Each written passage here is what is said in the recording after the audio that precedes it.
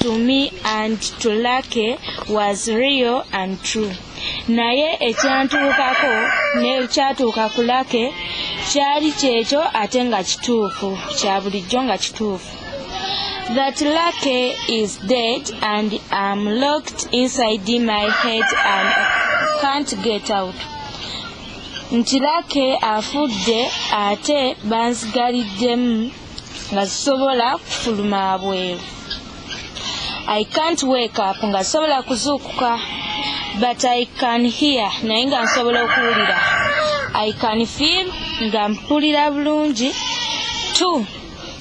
I can smell nga nsobola okuwunyiriza, and I can remember nga nsobola okujjukira. I remember it all. Byonna mbijjukira. Every moment of how it happened. Buli kimu nga bwe kyaliwo. It was Saturday, lwali lwa mukaaga, just after breakfast, kumakya nga tumaze okunywa chai. I had a whole weekend ahead to me. Nali nafuna weekend ennungi.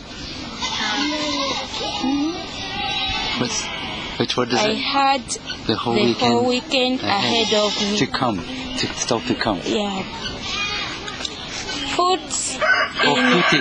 That's like football. Football in the park with Mathe and the others.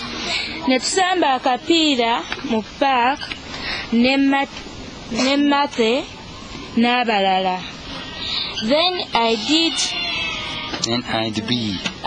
be going out with Dad on Sunday. Netugendako ebweru ne taata. We did be going sailing again at Salcombe. Netugenda mpola mpola era ku Salcombe.